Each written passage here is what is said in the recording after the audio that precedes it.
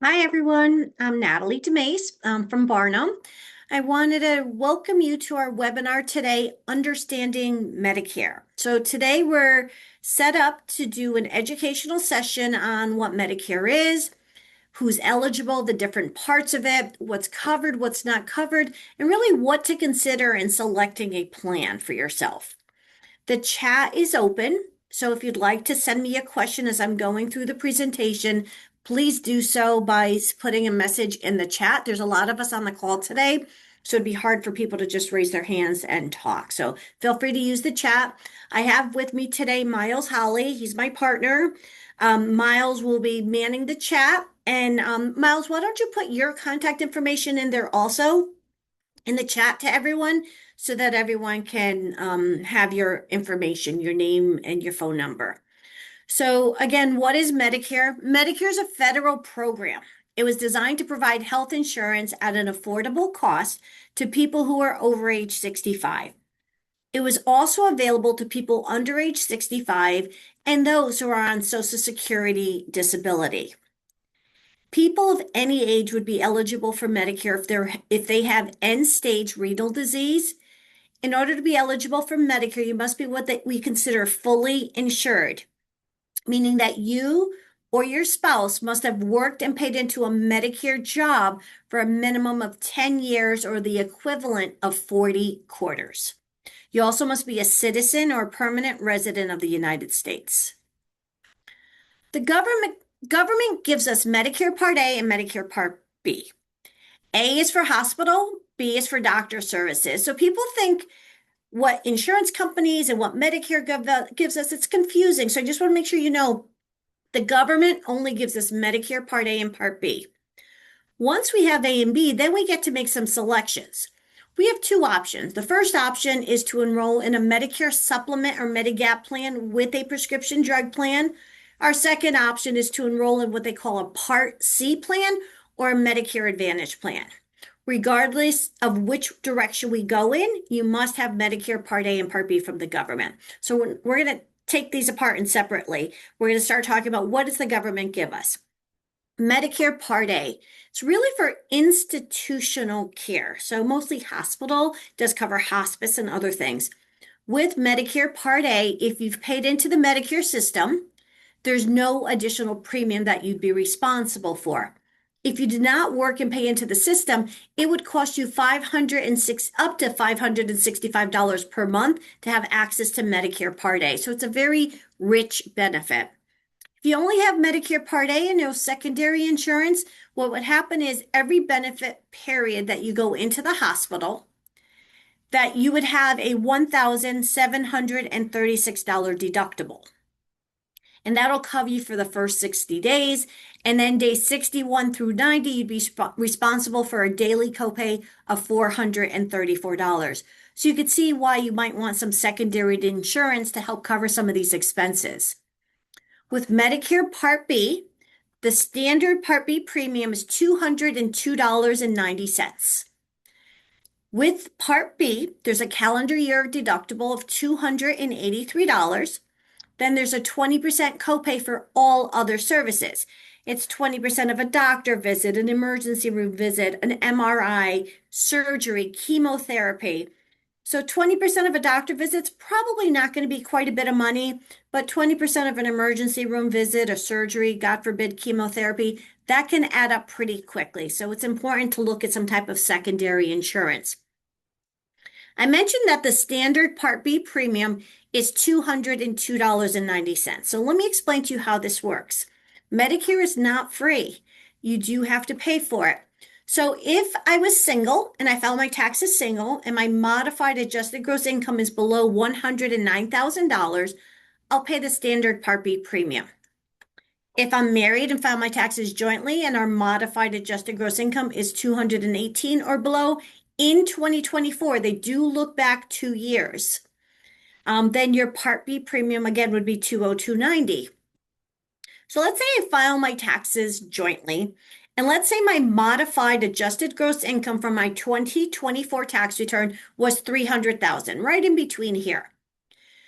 Then my Part B premium would be the 202.90.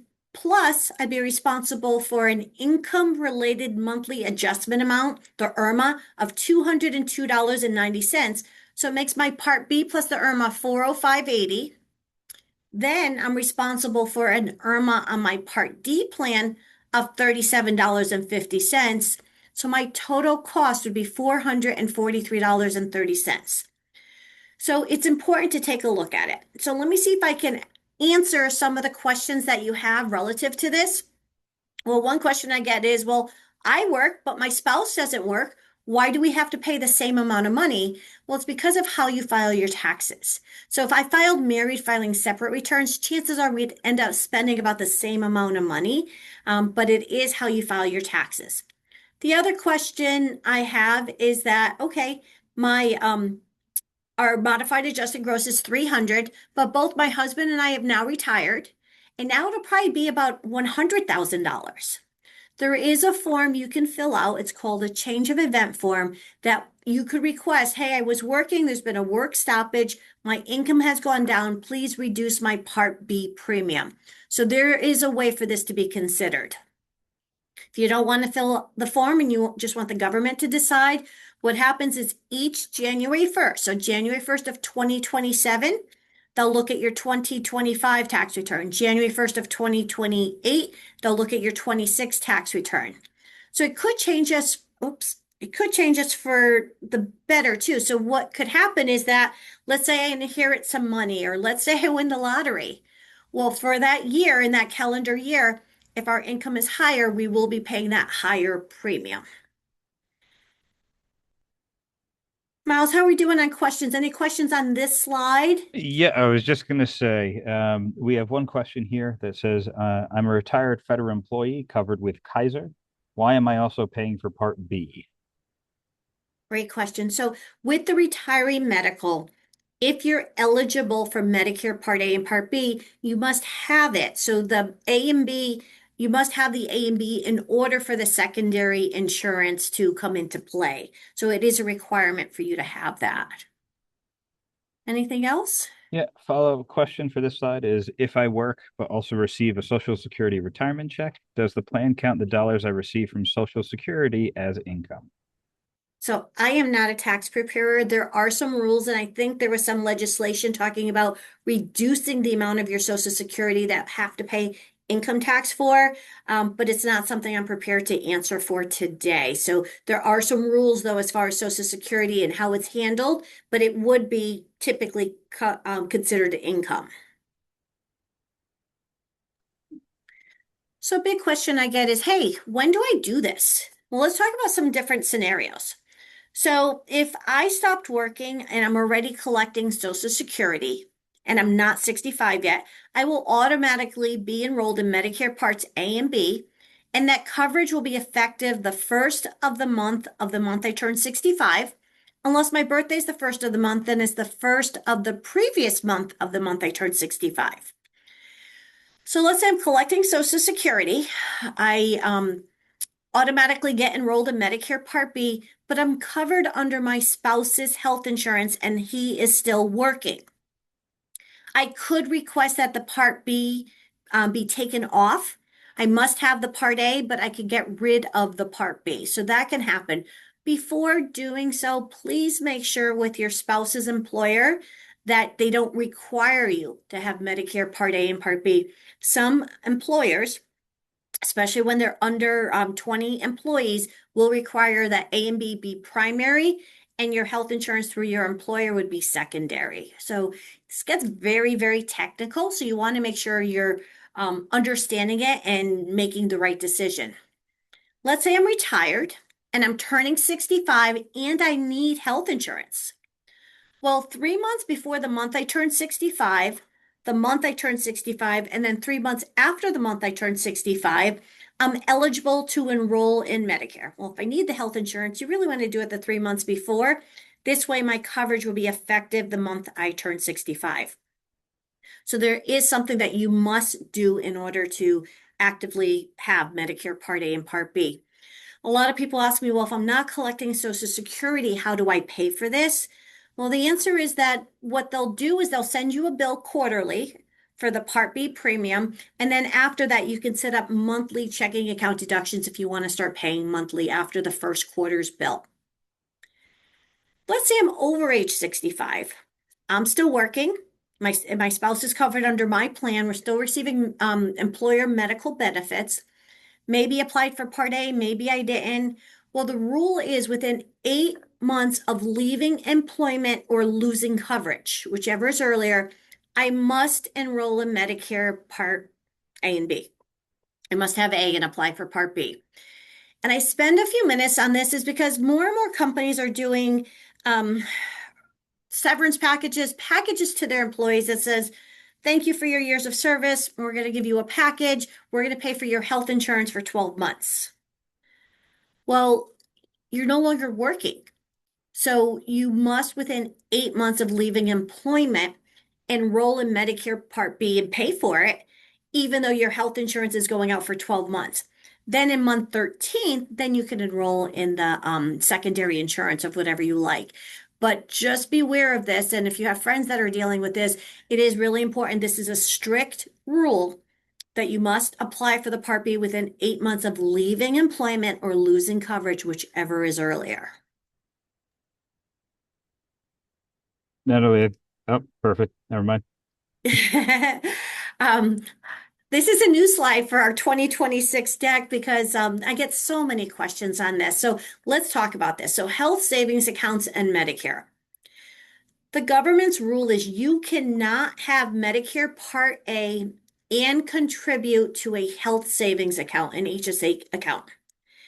There's also something called a flexible spending account, FSA. Those are fine because those are calendar year, use it or lose it. HSAs are with you for your lifetime. So let's talk about the different scenarios. So for both you and your spouse, do not apply for Part A if you'd like to continue contributing to a health savings account. So let's say I'm turning 65, but I'm not planning on retiring for another 3 or 4 years, but I want to continue contribute to the my HSA plan. Do not apply for Part A. If you apply for Social Security, they will automatically enroll you in Medicare Part A. So you want to understand how that comes together. The rule is you must stop contributions within 6 months of applying for Part B in order to not be penalized, right? So they allow you to contribute to an HSA account, but they want you to stop your contributions 6 months before you're applying for the Part A and Part B. Because let's say I'm applying for Part B now in January, they're going to go back 6 months and say, okay, my Part A is effective July 1st. So it's really important that you understand the rules and make sure you're not caught with some tax or penalty implications here. The other question is, well, I'm still working, I'm turning 65, but my children or my spouse is under age 65. How can they continue to contribute to an HSA? They're eligible for it, but how do I do it through my employer? You cannot. If the employee is over age 65 and on Medicare Part A, they cannot contribute to the HSA through their employer plan. However, my spouse and my dependent children can enroll and create their own HSA account through a bank and apply funds to that account. So it's really, really important that you understand the rules and the implications of that. Any questions on this one, Miles, or are we okay? Yeah, there's a couple here. Trying to work backwards and get to a couple to get to all of them. The first one here is I received conflicting information from multiple sources, including Medicare itself, regarding Part A, specifically when it can or cannot be accepted if I am still employed and covered by a group plan and contributing to an HSA. Can you please explain the options clearly? So if you have Medicare Part A, you are not supposed to be contributing to a health savings account. What could happen at the end of the tax year and on your tax return is they'll ask you certain questions. And if they find out that you've contributed to an HSA account and have Medicare Part A, they can, the tax benefit of contributing to a health savings account, you'll lose that and you'll have to pay income tax on the amount contributed. And also, there could be a penalty. They do not stipulate what that penalty may be, but this is their language is there could be a penalty. So be careful with that. What I would do is if I have Medicare Part A, I would go to my employer and say, this, I didn't know this. I should not be contributing to Part A because I shouldn't be contributing to a health savings account because I have Part A, and ask them to stop doing your deductions to your health savings account. Okay, next one is a follow-up from that Kaiser question. Mhm. They indicated Kaiser hasn't gone down. I'm essentially paying for more for our insurance now. That might be something that you have to talk to the employer to make sure the retiree program, just to make sure they recognize that you're 65 and on Medicare A and B, because typically with retiree medical plans, once you hit age 65, because you're eligible for A and B and they require you to have it, your premium goes down. If you have family coverage, that could be the difference. I'm not sure your exact situation, but typically it will go down. So you want to look into that just to confirm they have you set up correctly. Next one is my social security statement indicates that I am to sign up for Medicare within 3 months of my 65th birthday in order to avoid a lifetime late enrollment fee. My wife and I are currently still working and covered under her healthcare insurance. However, when I attempted to sign up for Medicare, the online requirements didn't appear to allow me to sign up if I'm still working and covered. Is this a catch-22 or did I misunderstand the timing for signing up? Okay. So if you're covered under your spouse's plan and there's more than 20 employees, you are not required to apply for the Part B. What the language that they use is scary. But the way it works is that language is just that if you do not have your employer coverage, you must apply within those 3 months. If I'm still working, right, or I'm covered under my plan or my spouse's plan, and I'm over 65, let's say I'm 67, and I'm losing coverage, I'm retiring, I could request, it's called a special election period, where I could say, I had group coverage, I'm retiring, I'm losing that group coverage. It's a special election period to apply for the Part B, again, within those 8 months, so that there's no penalty. You won't be responsible for any penalty.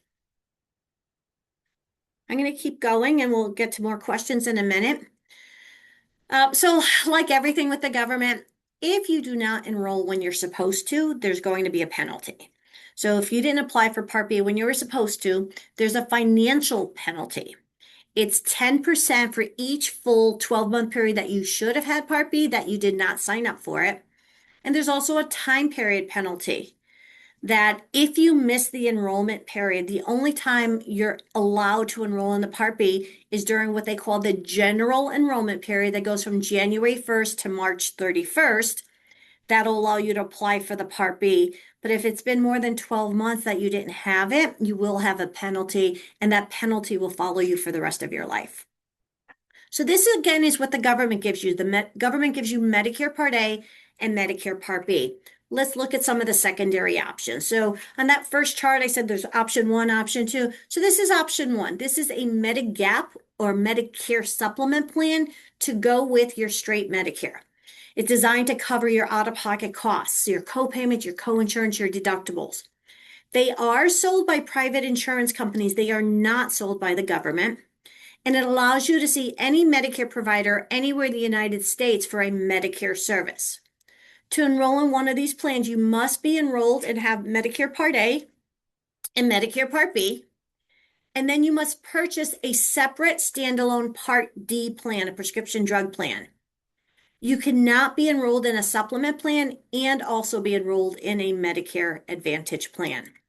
So when you look at the supplements, there's a lot of them. They go from the letter A to the letter N. There's varying options for coverage and price, but they are federally regulated. The Center for Medicare Services dictates every Plan G must be the same at a minimum.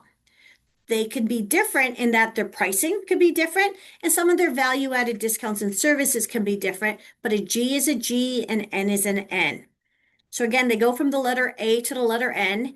This is a pretty convoluted chart, so I'm going to try to simplify it a little bit. So I keep the Plan F found here because I still get a lot of people ask me because that's what their parents were on. Well, that's all that was available to them. If you turn 65 after January 1st of 2020, you are no longer eligible to enroll in a Plan F. The most comprehensive plan today is called a Plan G. So if you see here, everything is covered 100% except for the Part B deductible. In 2026, that Part B deductible is $283. That's all you're responsible for. You pay your monthly premium.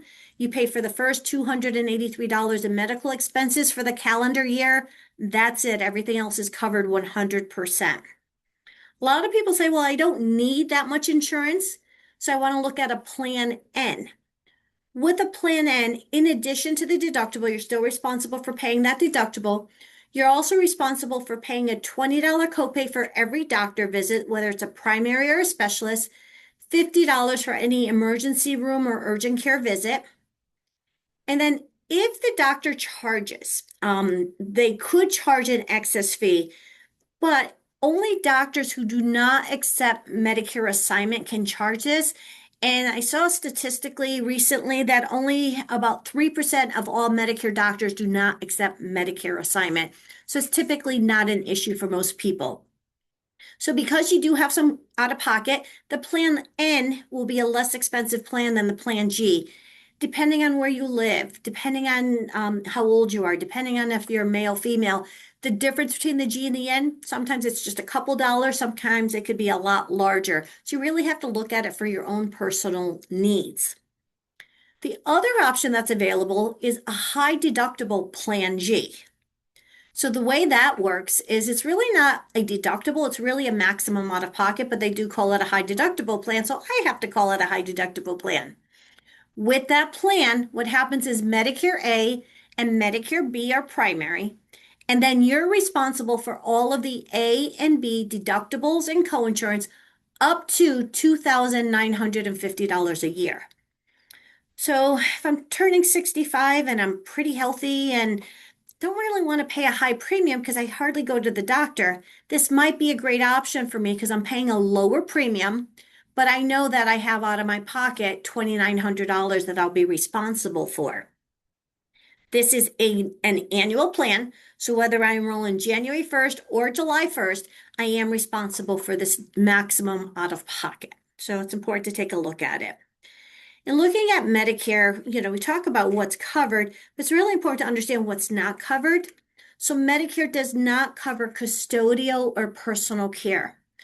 What does that mean? So if I have a stroke and I go to the hospital and I'm there for 4 days and I can't go home because I still need a lot of therapy, they send me to a rehab hospital or a skilled nursing facility. And what happens is they're doing their intense therapy on me every day, a couple times a day. And as long as I'm showing signs of improvement, it's considered skilled care. But as soon as I stop showing signs of improvement, what happens is it's no longer skilled care. It becomes what they call personal care or long-term care, and the insurance will stop covering it. Again, Medicare only covers 100 days in a skilled nursing facility, but they might actually only pay for 22 if I'm not showing signs of improvement after 22 days. So it's important to understand how that works. Concierge medicine, it's a newer concept. Some doctors are charging an extra fee. That's not being reimbursed by any insurance company, let alone Medicare. If a provider opts out of Medicare, then the Medicare won't pay and your secondary insurance won't cover any of those expenses also. Care while traveling outside of the United States, some plans may offer some very limited coverage, but the government does not offer any services outside of the United States. For vision, Medicare will cover for vision issues or eye issues with your retina, your glaucoma, cataracts. They will not pay for the refractions exam, the testing of your eyesight, or reimburse you for glasses. For dental, and hearing, again, not covered by Medicare, but these might be available via riders or some value-added benefits from one plan versus another plan. So I mentioned with the supplement, you also must purchase a standalone Part D plan. They're designed to lower your prescription drug costs. They are sold by private insurance companies. It does not have to be the same insurance company that you purchased your supplement with.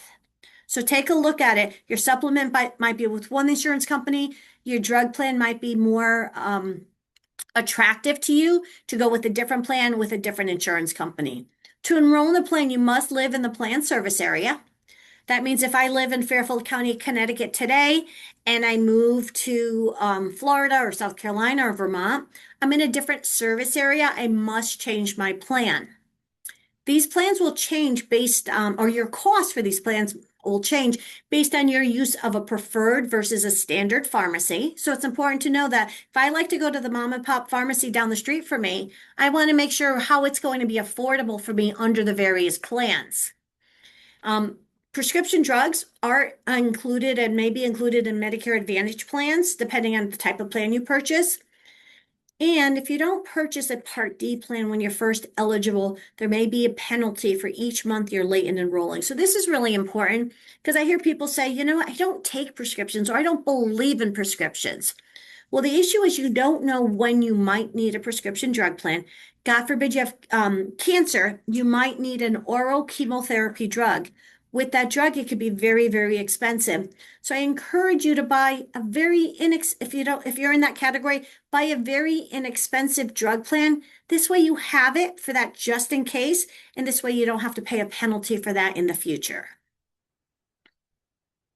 With prescription drugs, there might be one company that has 3 plans. Each of these plans have their own formularies. They typically are tier 1 is a preferred generic, tier 2 non-preferred generic, 3 is a preferred brand, 4 is non-preferred brand, and 5 is a specialty tier. So as the tiers go up, so does typically the cost of your prescription and your copay. So it's really important to look at your plan every year because a drug I'm taking today might be a tier 2. It could change to a tier 3 next year, or the opposite can happen. I might be on a drug that's a tier 3, but next year a different insurance company has it as a tier 2. So that would save me quite a bit of money. So you want to take a look at that every year. So with the prescription drug plans, with the Inflation Reduction Act, they put a cap to what your out-of-pocket spending might be for your prescriptions. So in any one calendar year, not including my premium, the most I'll pay for my prescriptions is $2,100. So it's important to note that. So prior to 2025, I'd have a client who was paying $7,000 for their prescriptions just in month 1, their first month of enrolling in a plan. Well, that person's very happy that the most they'll pay in a calendar year now is $2,100.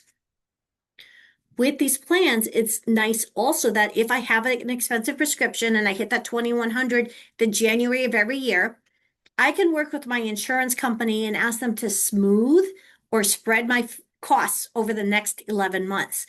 So to do so, I must call the prescription drug company first.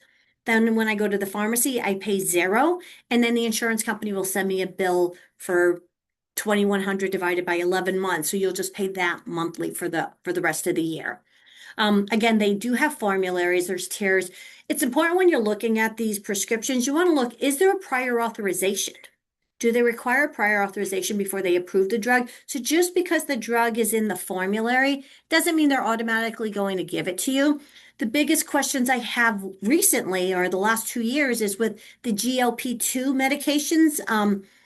Some people take it for weight loss. Some people take it because they need it. They're a diabetic or they have a cardiac condition. So again, it requires a prior authorization. Just because you're on it now doesn't mean the plan will automatically allow you to get that prescription. So take a look at that. There are things also where I have clients who say, you know what, I have to take the brand name. And there's a process to do that. So they're not automatically going to give you the brand name drug. You might have to go through some step therapy, meaning you have to try this drug or this drug before they'll approve the other drug. So it's not so clear cut. You want to be careful and take a look at it. With the prescription drug plans for 2026, the plans can have a deductible up to $615. That $615 goes toward that $2,100 maximum. A lot of people say, well, I don't want a deductible, enroll me in a plan that doesn't have a deductible. Well, I can, but then you're looking at drug premiums, premium for your drug plans, upwards of $150. So you really have to see what makes the most sense for you. So we talked about the supplements and the drug plans. Now this is option two, a Medicare Advantage plan or Part C plans. When they first came out, they were mostly all HMO plans, meaning you had to see providers that were in that plan's network.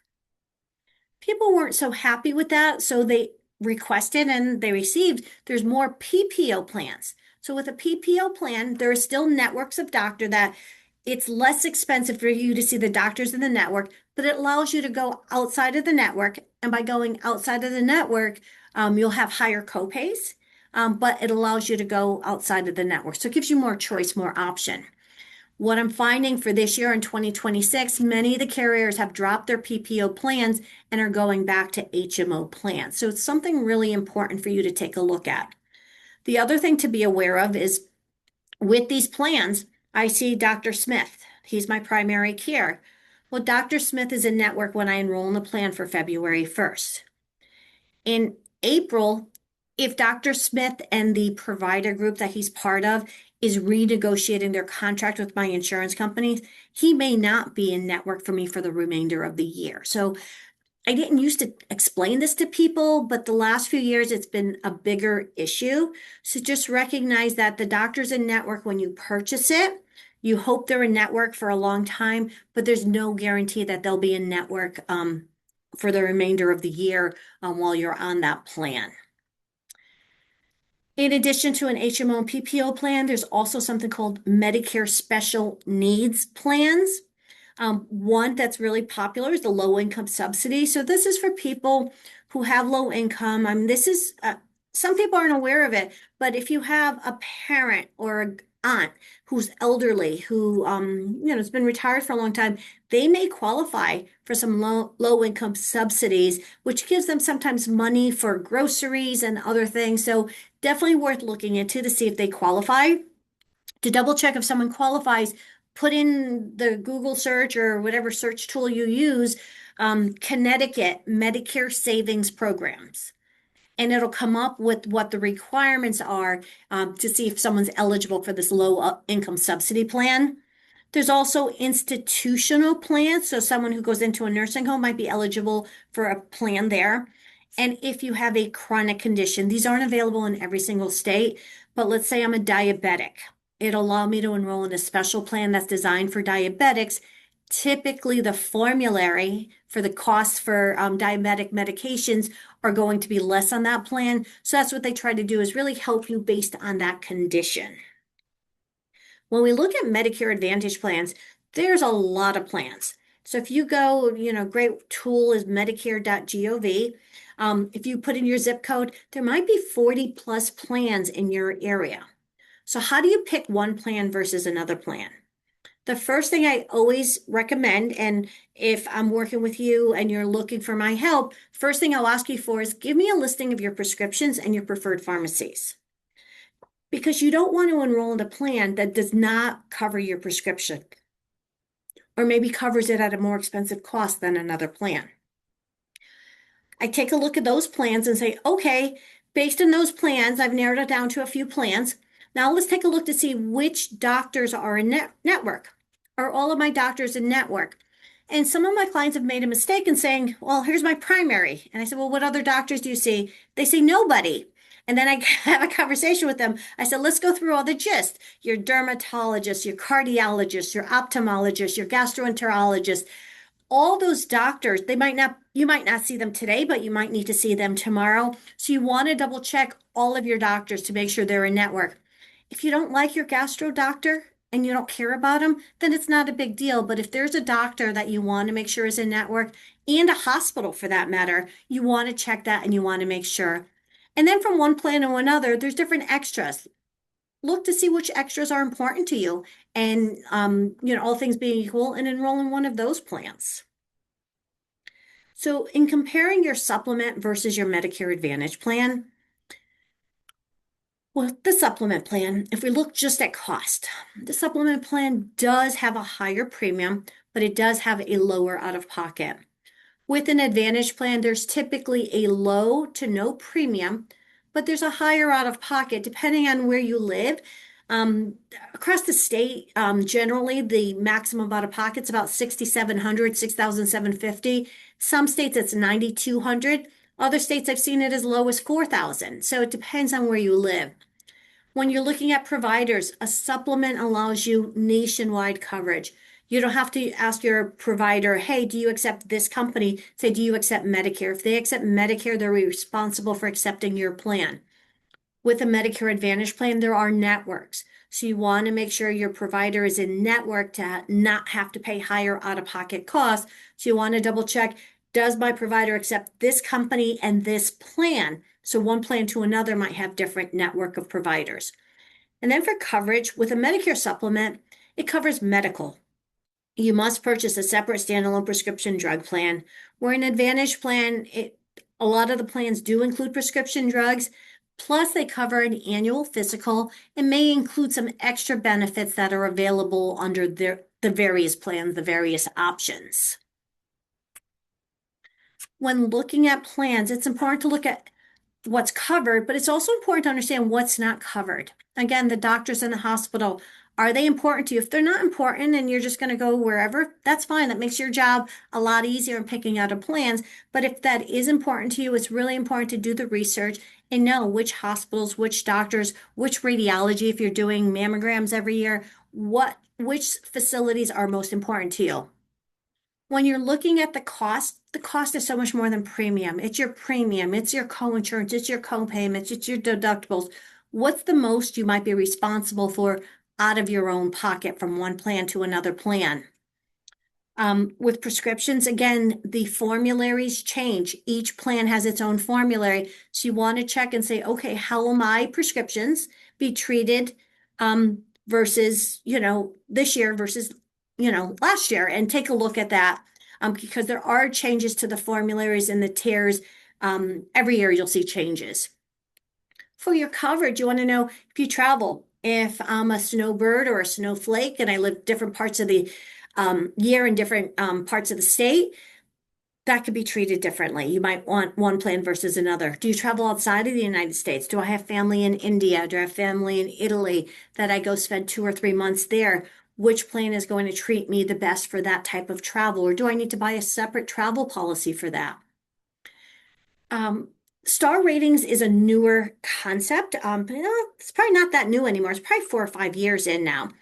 What it is the government gives each plan, not each insurance company, each plan underneath each insurance company a rating, anywhere from 1 to 5, 5 being the highest. The way they come up with these ratings is there's member surveys, the plans, the providers, there's an overall performance score. So the idea is to help you compare plans based on quality and performance. And these ratings will change every October, November for the following year. So it's a good indicator of some plans that might be okay or not okay. Miles, I'm going to touch base with you before I get to the next slide. Are there any questions? Oh, there's a whole slew of them. I'll go back up to the top here. Is kind of a two-parter. Is I have an Advantage plan. Can I get a supplement plan? Actually, that's my next slide. So I'll answer that in 1 minute. Alrighty, I'll go on to the next one. There's more about like the HSA and things like that. Do you want to save that for the very end, or Yes, I let's have save some that other? for the very end, right? I just didn't know if there was anything based on what I just spoke about. There's one here about I, they're asking specifically in respect to Plan D, but I think it applies to talking about a supplement as well. Okay. Is what if you live half the year in a different state?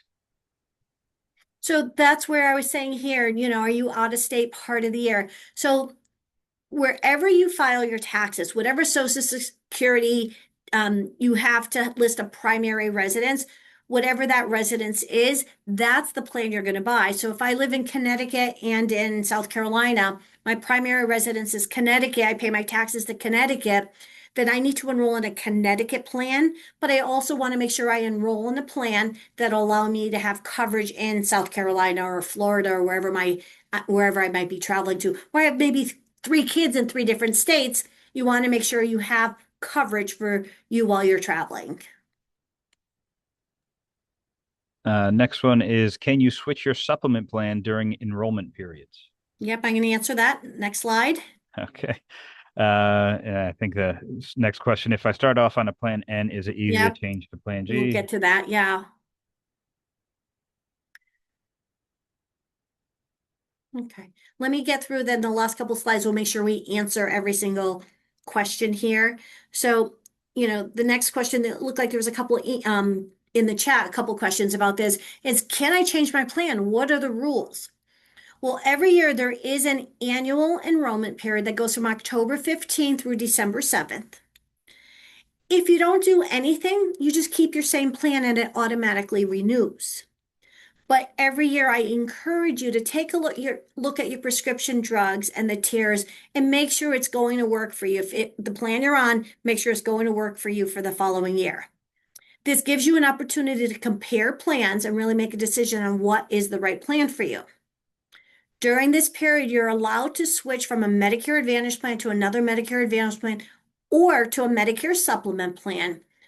Please recognize, though, the rules vary by state. Depending on what state you live in, they may require you to answer medical questions to enroll in a Medicare Supplement plan. And based on how you answer those questions, they could say, sorry, Natalie, we're not going to accept you, or, oh, Natalie, we'll accept you, but we're going to charge you a higher premium. So it's really important that when you enroll for the first time, when you're within 6 months of enrolling for Part B, that's your first enrollment, that you enroll in the plan that you're comfortable with, that would be okay for the rest of your life, just in case you cannot make a change later on. So that's important. So as far as switching from the plan G to the plan N or the plan, back and forth, again, they could require medical questions depending on what state you are, and it could be a little more difficult. You really have to take a look at what the cost is and see what you're most comfortable with. Again, the costs are based on zip code, male, female, age. There's a lot of variations in a lot of the plans, so it's really important to take a closer look at that. There's also something called the open enrollment period. That's going on right now. That's from January 1st to March 31st. It allows you to switch from one Medicare Advantage plan to another. So let's say I didn't look at my annual notice of change letter and I didn't realize my prescription was no longer going to be covered. It's going to allow me to switch to another Medicare Advantage plan. It does allow you to cancel your Medicare Advantage plan and go to original Medicare with a prescription drug plan. Again, the rules vary by state, so you want to make sure you know what the rules are and make sure you can enroll and be accepted by a plan before you cancel your Medicare Advantage plan. This Medicare open enrollment period also applies the 3 months of enrolling in a plan. So if today I'm enrolling in a plan for February 1st, February, March, April, I have until April 30th to be able to switch my plan to another plan following these same rules. If I move to a different service area, I must change my plan within 60 days. And if there's a 5-star plan available in my zip code, I'm allowed to switch into that plan at any time throughout the calendar year. There's a lot of resources to help you. Medicare, I think, is a wonderful resource. 1-800-Medicare is the phone number, www.medicare.gov. I'm on that website a lot to get answers for my clients. So it's a great, great resource. Social Security, based on where you live, there's a different phone number for you. And Barnum, we'd like to be a resource to you. So Barnum Financial Group, this is the main number. It rings on a bunch of people's desks. This is Barnum Financial Group's website. But call us. I'm on this line. Miles is on this line. There's other people on this line that will be able to answer your questions and help you, answer your questions, show you what to look for, all of that. I think Miles included his contact information on his page. Here's my contact information. my email, my phone number. Calendly, this is a great tool. So it allows you to click on this, calendly.com/endemace, and it could allow you to schedule 15-minute, 30-minute appointment with me through Zoom over the phone to really answer your questions, especially if you're not sure, hey, do I enroll in Part A now if I'm still working? We can talk through all the details and help you make that decision. Um, this is the end of my slide. So what I'm going to do is let's go back to all the questions and make sure that so if people have to go, I appreciate that. Thank you for staying on for as long as you have. Feel free to get off now. I feel like sometimes we learn from other people's questions. If you have time to stay on, we're going to answer all of these questions. Alrighty. So going back up to the top here, that same person that has an Advantage plan and wants a supplement plan, they said, "How can I get that? I don't know how I got it. I applied for disability and they automatically enrolled me in an Advantage plan." If you're eligible for Medicare through a disability, they don't typically automatically enroll you in an Advantage plan. So that seems a little odd. Someone might have did something. So you need to look into that a little further. You could call 1-800-Medicare and ask them how you were enrolled in that plan. They could let you know if it was a you could call the insurance company that you're enrolled with. Was it a broker? Who was it? And take a look at that. That seems odd. Happy to help you with it, but you could probably call the insurance company or 1-800-Medicare to double check to say, how was I enrolled in this plan? Alrighty. It says here, if I am retired but my spouse is still working and I am in Part A only, can my spouse contribute to an HSA and could I use it? Yes, he can contribute to the HSA and you can use it. So that's a win-win for you. Yes.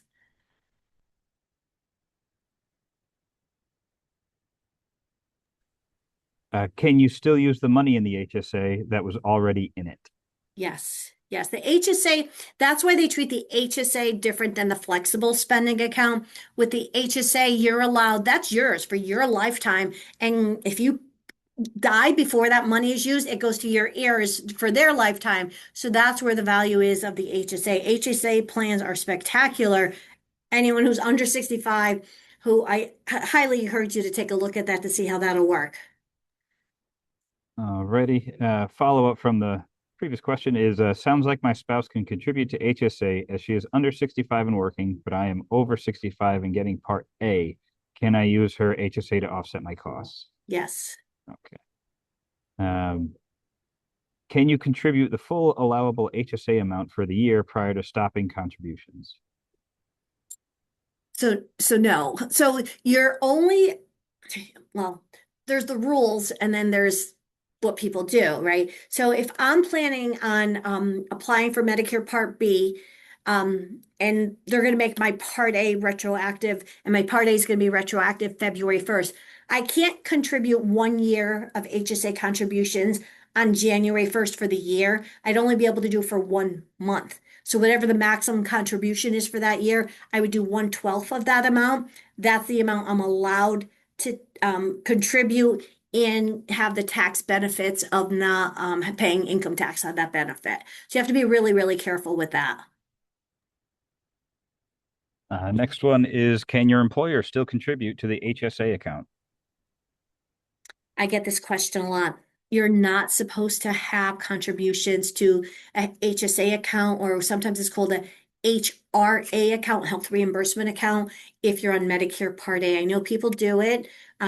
If you get caught, there could be a penalty and there could be, you might have to pay income tax on that money. Next one is how can I find the coverage for a particular drug? My current plan covers 100% of the cost. I want to know which prescription plan would give me the best cost, but the pharmacist says that they have to submit it to determine the cost. Not having the plan yet, how do I do that? My current plan is through my employer. So you can go to www.medicare.gov. If you're not on Medicare, you could just put in, you go to health and drug plans, put in your zip code, put in the prescription, and they'll tell you how each plan will treat that prescription. But again, if it's something you're worried about, that means there might be some more rules to go with it. So you want to check to see if a prior authorization is required or how it would be treated. We can Next, also we can also look it up for you. If you call our office, we'll be able to do it for you also. next one is regarding the doctors' networks and an Advantage plan. How do you find out if they are no longer in network? Um, I guess in the middle of the term. Yep. So I'm on a plan in 2025, and then for January 1, 2026, my doctor's no longer going to be in network. And I saw that doctor one time in 2025. I will get a letter from the insurance company, and my doctor's office will probably also send me a letter saying we're no longer in network with that insurance company. The issue for the middle of the year is, there's all these medical groups, and each insurance company is renegotiating their contracts with these medical groups, and that happens in the middle of the year. So you'll hear about it because it seems to be all over the news when these things happen. And you have to, a lot of times, um, they're negotiating and they will come to terms before the deadline, or they'll come to terms a month after the deadline. But it does happen, and you just have to be aware of it and recognize that if they're renegotiating, that doctor might not be available to you for a few months while you're in that plan. Alrighty. Next one is a quick one is how do we get a copy of these slides? You have to send me an email. There's my email there, ndemeis@barnumfg.com. I can't see it in the chat feature, so you have to send me an email saying, please send me a copy of the, I could either send you a copy of the slide or the copy of the entire presentation with my voice on it. So let me know if you want both or if you want one or the other. All right. Next one is back to the HSA. I'm still employed, 60 years old, and have an HDHP with HSA. My Hmm. husband is retired. He's 71. We are Hmm. both covered under my employer's plan right now. Enrollment on a calendar year. Not sure I understand contributing to the HSA, enrolling in Medicare Part A at age 65, and when to stop contributing to the HSA. So this one, again, if your spouse is 71, chances are they're already collecting Social Security. They've hit their maximum um, age for Social Security. So if they're enrolled in Social Security, they're automatically enrolled in Part A. You should not be contributing to the HSA based on their life. So when you apply for when you do your enrollment for work, they'll tell you what the maximum amount is per person, as well as the catch up because you're over age 55, and then what the maximum is per family. You only can contribute the maximum per person.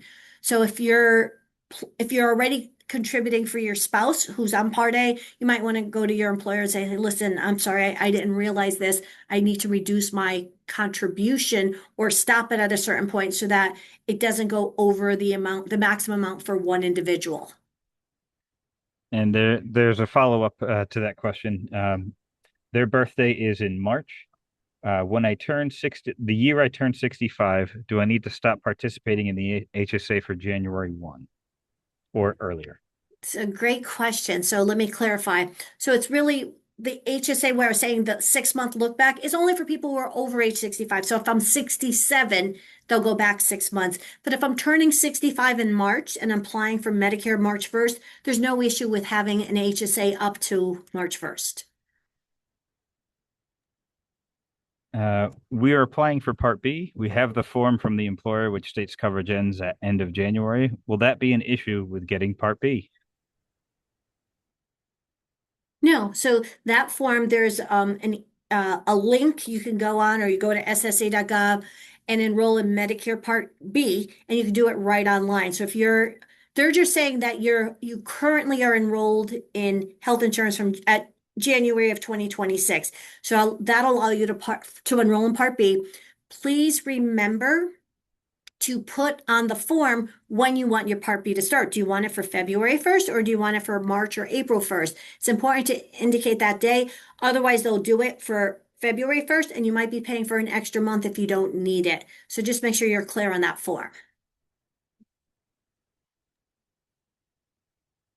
Alrighty, next one is can you switch from a supplement plan to a high deductible plan during the open enrollment? I wasn't aware that a high deductible plan existed. Thanks again. So it's actually interesting with Medicare supplement plans, you can switch your Medicare supplement plan any time of the year. You don't have to wait for the annual enrollment period. You could do it today to have a change effective for February or March 1st. So you could do that at any time. Let's see, next one. If my Part A/B start August 1st, can I contribute 7/12 of the yearly HSA max before August 1st? Well, it depends. So if I'm turning 65 in August and it's starting August 1st, yes. If I'm already over 65 and applying for Part B for August 1st, my Part A will be effective on February 1st, then I can only do 1 month. So it depends on what your age is. So yeah, if I'm turning 65 in August, then I could enroll and have the Medicare for, for January through July. I could apply, put money toward my HSA. But if I'm over 65 when my cover starts August 1st, my Part A is retroactive 6 months, and you're only supposed to put those 2 months in or Yeah, 1 month. they clarified yes, turning 65 August 1st and said, got it. Thanks. Good. Uh, Next one. Hello, I'm a small business owner and have private insurance that covers my wife and me. I turned 65 in 2024, and my wife turned 65 this March. I have waited for my Medicare enrollment to coincide with her enrollment. She has Parkinson's and just moved this year to her group home this last year, so I think she should be eligible for Social Security benefits as well. Just needing counsel as how to best get transition. Thank you. Yeah, this one is a little trickier. So if she's under 65 and on Social Security disability, not all the plans are available to her as would be for someone else. So it's important to understand the dates and the timeline with it. That might be something that we want to talk just one-on-one to talk through the details. And I believe that's it for questions. It's just a bunch of thank yous for a Oh, wonderful presentation. oh, thank you. Thank you, everyone. Well, I'm so glad that you spent your Tuesday with me. Um, it is a complicated, it shouldn't be this complicated, but it's extremely complicated topic, and it's very technical for very specific things. So don't ask your sister, don't ask your neighbor, call 1-800-Medicare, call someone who really knows what they're doing to ask the questions. This way you don't get yourself into trouble for the future. I appreciate everyone being on here today. And we will, if you send me an email, as soon as I have the recording, I could send you the recording and the slides or whatever you requested. Hope everyone has a tremendous day and Happy New Year again. Take care. Bye bye. Have a great one.